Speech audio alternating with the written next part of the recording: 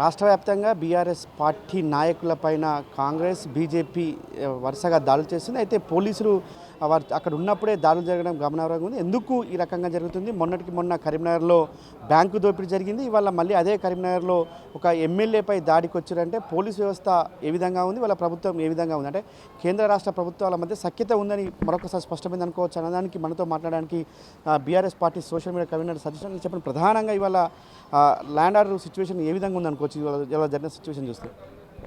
ఈరోజు కరీంనగర్లో sitting MLA Kaushik Reddy గారి మీద జరిగిన దాడిని తీవ్రంగా ఖండిస్తున్నాం. ఒక కేంద్ర సహాయ మంత్రిగా కరీంనగర్లో ప్రాతినిధ్యం వహిస్తున్న ఎంపీగా కేంద్ర సహాయ మంత్రిగా ఉన్న ప్రదేశంలో ఇలాంటి ఒక ప్రజాప్రతినిధి మీద జరిగిన దాడిని తీవ్రంగా ఖండిస్తున్నాం. ఇది ఆయన కేంద్ర సహాయ మంత్రిగా ఉన్న దగ్గరే ఇట్లుంటే పరిస్థితి వేరే దగ్గర ఇంకెట్లుంటుంది అనేది మనం ఒకసారి ఆలోచించాలి. ఇక్కడ కాంగ్రెస్ ప్రభుత్వం కానీ అటు కేంద్ర ప్రభుత్వం కానీ రెండు కూడా శాంతి భద్రతల విషయంలో పూర్తిగా విఫలమైనాయి. ఈరోజు మా పాడి కౌశిక్ రెడ్డి గారు ఏం మాట్లాడినారని మీరు దాడి చేస్తున్నారు, అందులో తప్పే ఉన్నది అంటే బండి సంజయ్ అంటేనే తంబాకు సంజయ్ అంటారు, ఆయన పేరే తంబాకు సంజయ్ కదా, తప్పే ఉన్నది. చాలా సందర్భాల్లో మీరు తంబాకు తింటున్నది అందరు చూసిర్రు, చెప్పారు, చాలా వీడియోలు చూసినాం ఇప్పటికీ. అలా తప్పేం లేదు. ఎందుకంటే మీరు నోరు అదుపులో పెట్టుకొని మాట్లాడితే మేము కూడా అట్లే మాట్లాడతాం. మీరు గౌరవిస్తే మేము గౌరవిస్తాం. గౌరవం ఇచ్చి పుచ్చుకోవాలి. మీరు మాట్లాడడం తప్పు లేనప్పుడు ఖచ్చితంగా మా కౌశిక్ రెడ్డి మాట్లాడిందో తప్పేం లేదు. ఒకటి, మీరు మా నాయకుల గురించి మాట్లాడేటప్పుడు కూడా అంతే బాధ్యతతోనే అంతే సంయమనం పాటించి మంచి పద్ధతిలో మాట్లాడాలి. లేకపోతే మీకు ఇచ్చే సమాధానాలు కూడా ఇట్లే ఉంటాయి ఖచ్చితంగా. అయితే ప్రధానంగా నిన్న రైతు సంగ్రామ సదస్సు వరంగల్లో జరిగింది. దానికి మీరు అనుకున్న దానికి అంచనాలకు మించొచ్చారు. రైతుల్లో ఒక ఆవేదన కనిపించి రైతుల కన్నీళ్లు తుడిచేందుకు నిన్న బీఆర్ఎస్ పార్టీ పోరుబాట పట్టింది. ఇవాళ మరోపక్క హరీష్ రావు కూడా అదే తరహా రైతుల దగ్గరికి వెళ్ళారు. అంటే ఇవన్నీ డైవర్ట్ చేయడానికి అనుకోవచ్చా ఇద్దరు కేంద్ర రాష్ట్ర ప్రభుత్వాల్లో ఉన్న పెద్దలు కలిసి? ఖచ్చితంగా బండి సంజయ్ రేవంత్ రెడ్డి అనేది ఆర్ఎస్ బ్రదర్స్ తెలుసు కదా. రేవంత్ రెడ్డి సంజయ్ అంటే ఆర్ఎస్ బ్రదర్స్ అని పేరే ఉన్నది. అంటే నిన్న జరిగిన రైతు సంగ్రామ సదస్సు బాగా సూపర్ హిట్ అనడం కంటే కూడా రైతుల బాధలు చెప్పిన సదస్సు అది. ఎందుకంటే రాష్ట్రం మొత్తం రైతులు కూడా అనుభవిస్తున్న బాధలు ఏందనేది అక్కడ రైతులు కూడా మాట్లాడారు, చూసినాం. ఈ బాధలన్నీ కూడా ప్రజలు వింటున్నారు. దీన్ని డైవర్ట్ చేయాల్సిన అవసరం ఉన్నది ఇక్కడ జరిగిందని అని వాళ్ళు చేసింది కుట్ర పన్ని.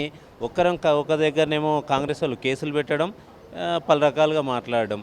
దీనికి తోడు బీజేపీ కూడా అందుకున్నది. ఎక్కడ బీఆర్ఎస్కి ఎక్కడ మంచి పేరు వస్తుందో, రైతులు ఎక్కడ ఆదరిస్తారో, మళ్ళీ వాళ్ళు ఎక్కడ వస్తారో, అవసరమైతే మేమన్నా లేకపోతే బీజేపీ అన్న ఉండాలి తప్ప బీఆర్ఎస్ ఉండొద్దని ఇద్దరు కలిసి కుట్రపన్ని, అటు సంజయ్ ఇటు రేవంత్ కలిసి కుట్రపన్ని, అటు కరీంనగర్లో ఇటు వరంగల్లో ఈరోజు ఇక్కడ వీళ్ళు కేసుల పేరు మీద అక్కడ దాడుల పేరు మీద మొత్తం మీడియాని ప్రజల్ని డైవర్ట్ చేసే ప్రయత్నం చేస్తున్నారు.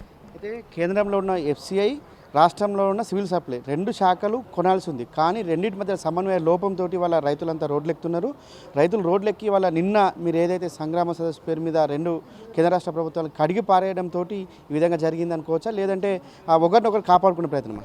ఖచ్చితంగా. అంటే ఇప్పుడు ఈరోజు తెలంగాణ రైతులు వరి ధాన్యం కానీ అటు మక్కలు కానీ ఇద్దరు రైతులు కూడా బాధపడుతున్నారు అంటే దానికి కారణం కేంద్రము రాష్ట్రం రెండు ప్రభుత్వాల బాధ్యత ఉన్నది.